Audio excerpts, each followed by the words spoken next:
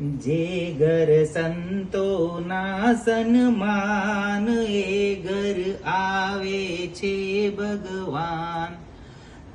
વાસુદેવ જેવા પિતા હોય જો, દેવકી જેવા માતા હોય જો, કૃષ્ણ જેવા દીકરા હોય જો, જે ઘર રાધાના સન્માન એ ઘર આવે છે ભગવાન.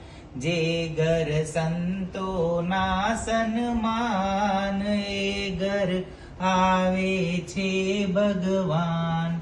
ધર્મદેવ જેવા પિતા હોય જો, ભક્તિ જેવા માતા હોય જો, ઘનશ્યામ જેવા દીકરા હોય જો, જે ઘર ભક્તોના સન્માન એ ઘર આવે છે ભગવાન.